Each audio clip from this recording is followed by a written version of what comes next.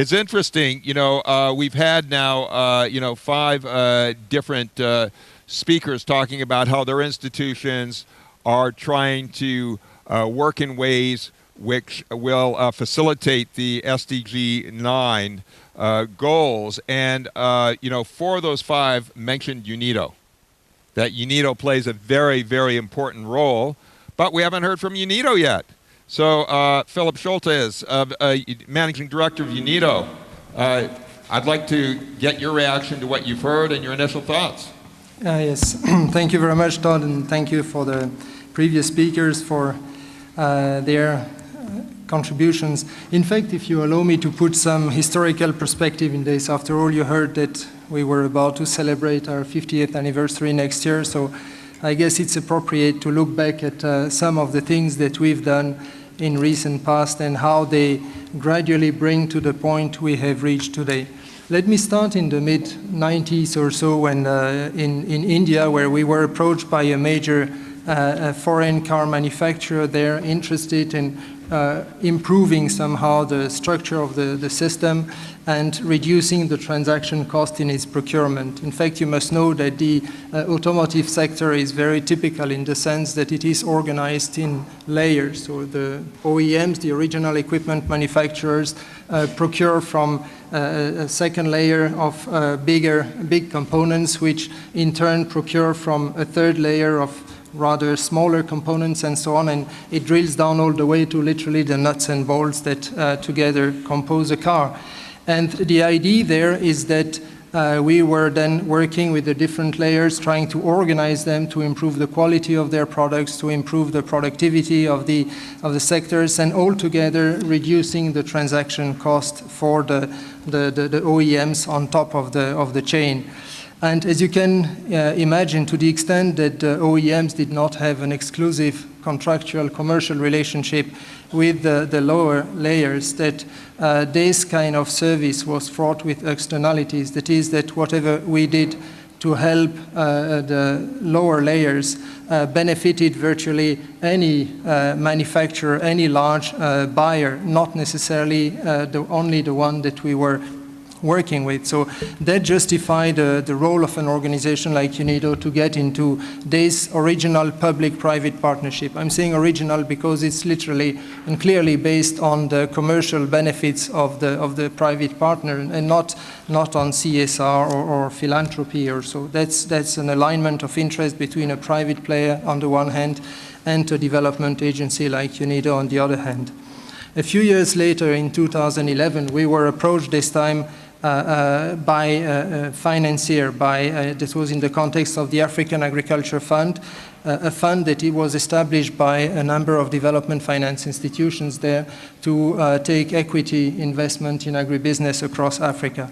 And there also we were invited by some of the sponsors, some of those whose capital was on the line, to come in and to make such that their investment into agribusiness companies in Africa improve somehow the livelihoods, improve the welfare of the local communities, and extend that our role was meant to extend altogether the development impact of these initiatives. So again, we start with some sort of public-private partnership with private corporates. Now we're talking of development finance institutions. All this brings us to 2013 when we enunciated our business partnership policy, which I think was quite trailblazing by UN standards, where for the first time we had a clear indication of how we were handling these partnerships between a development agency and private partners. And that is also the time when Africa produced its Agenda 2063 that put industry at the center of development, so that there was an entire continent taking a very long-term vision in which industry is seen as a major vehicle of development. Later that year also was our very own Lima Declaration that puts inclusive and sustainable industrial development as the central mandate for UNIDO. That was also the time when DG Leong came to the helm of the organization, and with that we crystallized, in a sense, on the one hand, increasing interest for and recognition of the role of industry for development, and on the other hand, the various multi-stakeholder partnerships that UNIDO had forged over the years. So in 2014, we thought that to make this more explicit and to communicate perhaps more effectively to our member states, that the best perhaps would be to identify 2 pilot countries, and we labeled these the programs for country partnership, basically trying to put to work this idea of linking together technical assistance resources with its mandate, its capacity, its resources. On the other hand, larger flows of resources from development finance institutions, from the private sector, and so on. The idea being that with the resources at our disposal and the very specific nature of the services that an organization like UNIDO provides, building capacity, strengthening institutions, and providing advisory services to governments and so on, there was only so much we could do at a time when industrialization is taking center stage for development. And industrialization requires investment in machinery, in equipment, in factories, in infrastructure, utilities, and so on, all things that are necessary to come along with the technical assistance services of UNIDO, but which we were not mandated nor resourced to provide.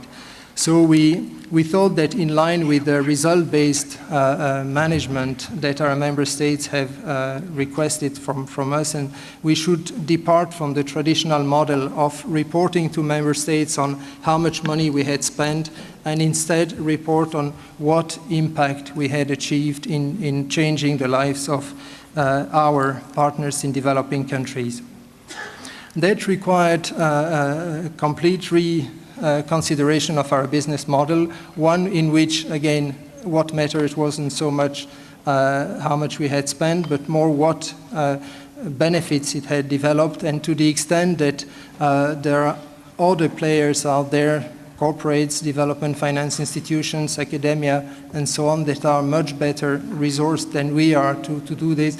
We have to define a way to work together, to align our respective resources in interest to optimize, to create value, in a sense, by working together. And we started then very proactive discussions with different DFIs, with the European Investment Bank and the African Development Bank, to mention the 2 that are present on the stage here, but many others as well at the same time.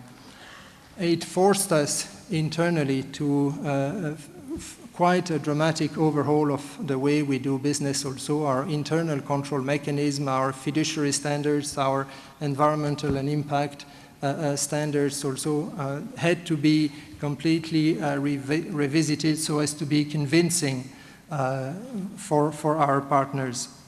And it also requires an exercise that is still underway, that is at the level of reporting, because again, it was relatively easy to report on how much money we had spent. We have databases that can give you the figure at the press of a button, but it's much more complex to talk about the impact that it has generated on the ground.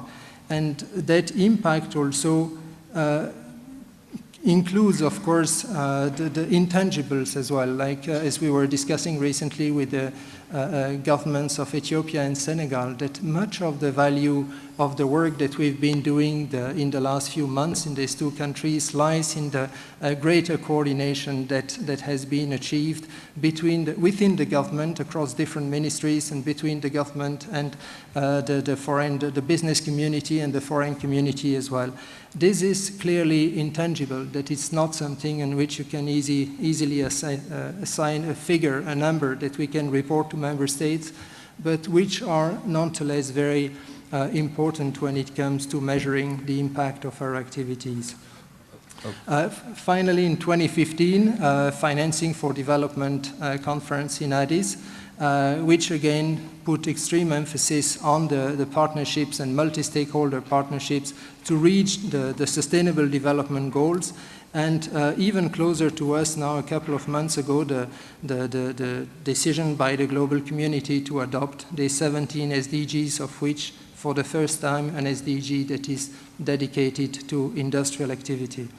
So we believe that the time has come for us to revisit again and to sharpen our instruments, make them more effective, provide more value for money for the member states that are invested in this organization. And we see that we have a few distinctive roles to play there. One of them is the fact that we have a global footprint, that we straddle across OECD as well as developing countries.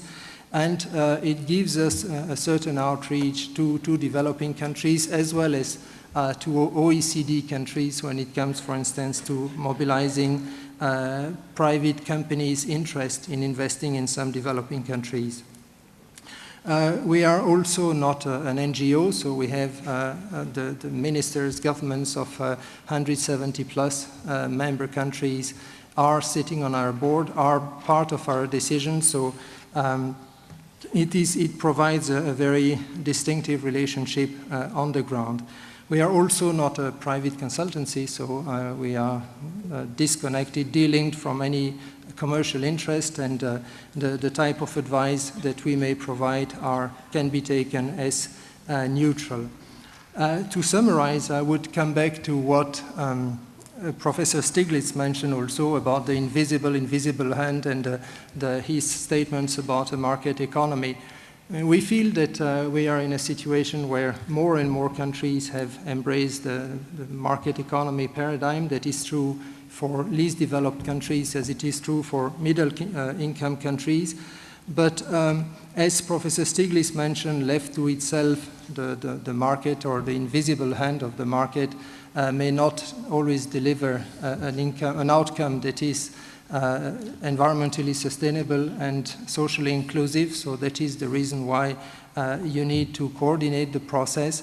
And we feel that the best, perhaps, role that UNIDO can play in this is precisely to help align somehow, given the neutrality that we can, and the knowledge that we have of industrialization in these different countries, to help align somehow resources, be they from the corporate sector, from the investment finance sector, from academia, from development agencies, to help align for a common goal that is essentially the government's national strategy. So that's the statement that we wanted to make at this point. Thank you. Okay, thank you, Philip, very much. I think one of the very interesting things you said, that you needed a new mindset, which really involved not how much money is being spent, even though you are very cognizant of the money you spend, but the impact you have. And that is a very big difference in terms of a mindset. I'd like to explore that a little further with a panel, because you said you have measurements as well. But the idea of impact, it can't always be measured in terms of monetary terms. There's other measurements. But before I do that, the EU obviously sources certain projects. And I want to just go to Mr. Klaus Radischhauser. He's the Deputy Director General at DG Development and Cooperation for the European Commission.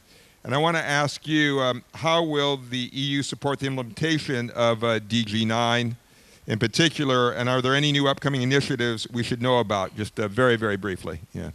Well, thank you all. Thank you very much, first of all, for giving me the floor.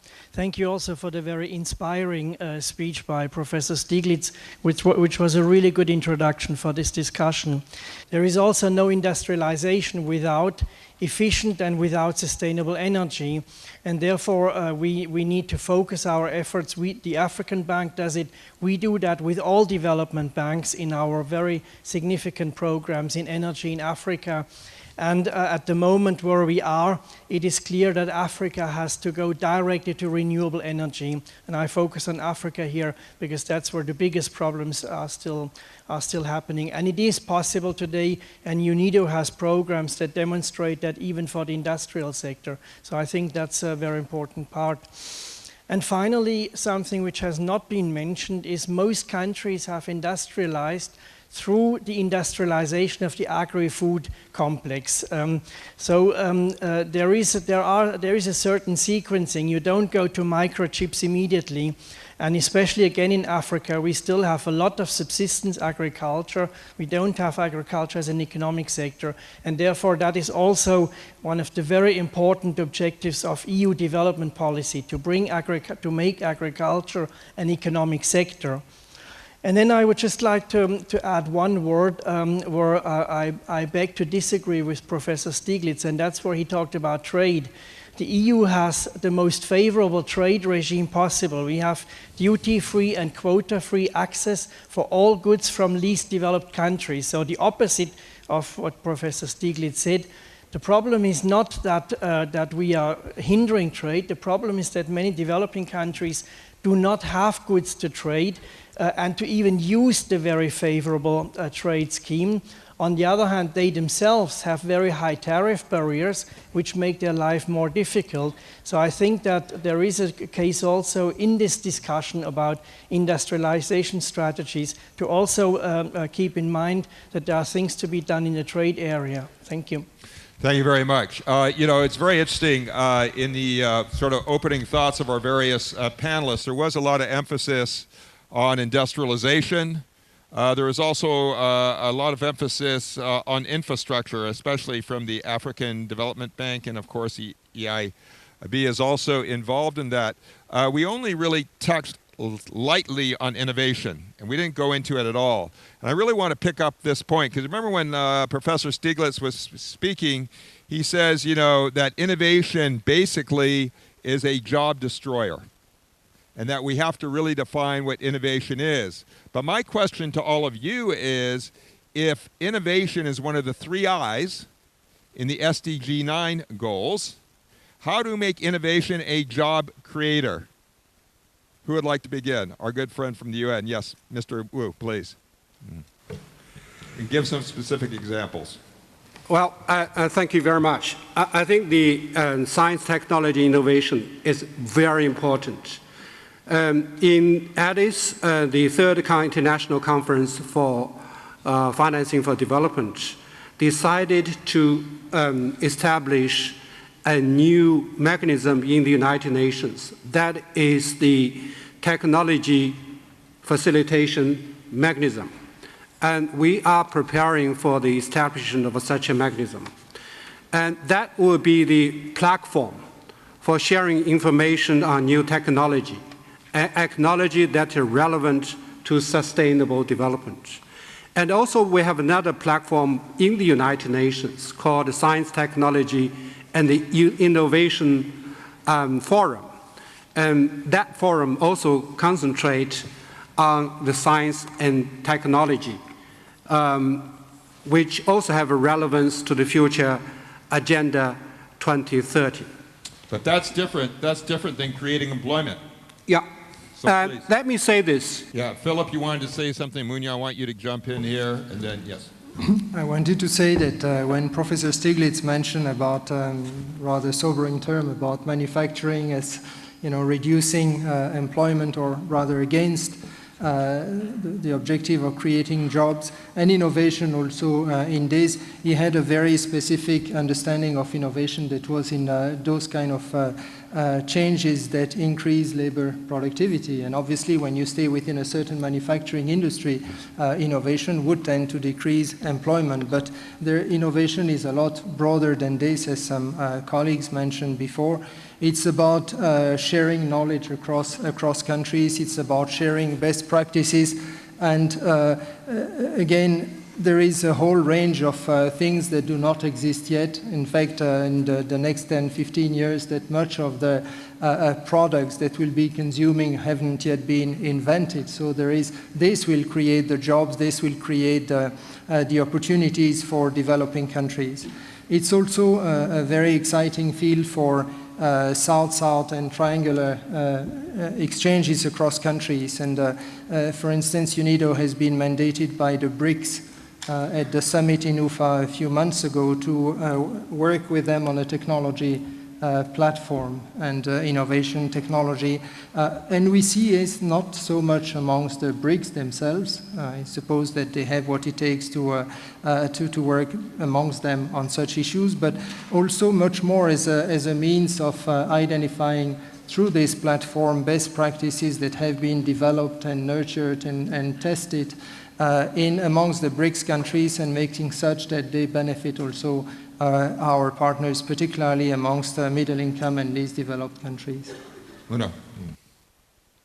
So for me, when I look at the whole services sector, we find that close to about, in most countries, in about 48 countries, 60% of the GDP is actually services. And I think this is something that we should actually encourage in view of skills. You know, I know when the professor kind of contradicted himself, because he says we should be investing a lot more in skills development. So I think for us, you know, if you're looking at it from a private, from an African perspective, we have to look at both manufacturing, innovation, services sector, because we do have a very urgent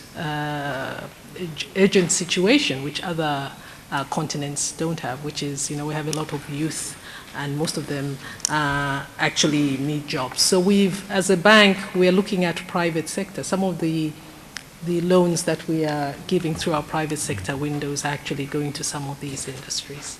I think here's one of the really big challenges. You know, this is IS idea, you know, inclusive and industrial sustainable development. Yet on the other hand, you know, a lot of these economies, especially in Africa, are very agrarian based.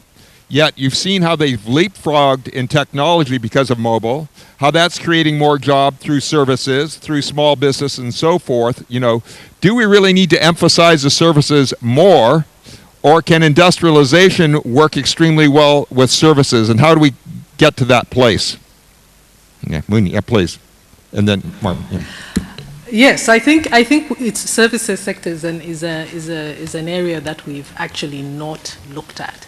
If we look at, you know, one of the areas that we look at is trade in services. If we look at what's happening, whether in mobile, whether in banking, whether in construction, there's a lot going on the continent, but I think the emphasis has always been more on the looking at manufacturing and that it creates more jobs. So I think there needs to be a mind shift. We really need to start looking at the services sector. There are some countries that, yes, can manufacture. There are some countries that have lots of land and so can use agriculture as a business. But there are also very small countries that could take advantage from its population and actually, you know, grow and provide, you know, jobs for its youth using the. But this is not really this is not a binary sort of proposition. I mean, industrialization, inclusive industrialization, can be very supportive of services.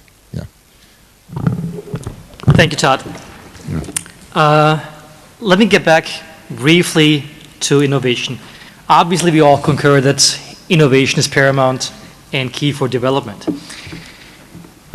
And I would like to use the example of mobile phones to demonstrate how we, the Austrian Development Agency, are riding the innovation wave. We are in constant touch with Austrian social entrepreneurs, startups, and we try to engage more social entrepreneurs and more startups. And what we have done is we have retained social entrepreneurs that, for example, developed apps for mobile phones pertaining to financial literacy, particularly in the Western Balkans, because there you need a lot more information pertaining to financial literacy. Coming back to the second point, industrial development is not about industry per se. Measures targeted at non-traditional agriculture qualify just as much as incentives for manufacturers. And as we not only work with our partner governments, but also businesses, we know that this is a tremendously important approach. And companies that facilitate market access for smallholder farmers are central to an up-to-date approach on agricultural development, particularly where these companies contribute or supply affordable and accessible technologies and, equally important, access to information and financial services. And that's an area in which vital links between rural development programs and industrial development need to be promoted to achieve real results for all the beneficiaries. Okay. I want to move on here because this is, when we talk about ISID, inclusive is a very key word. How can industrialization serve the poor? Professor Wu, yeah. Because there seems to be sometimes a disconnect, or a paradox in this. There's a lot of competition out there. I may come back to your previous questions a little bit. Industry or industrialization and the service. I think we cannot separate the two. With industrialization, more people work for factories. They have more money in their pockets. That's a big boost to local service industry. And also, when you have industrialized enterprises in a town or in a region, the service will be more prosperous than before. So these are really twin brothers.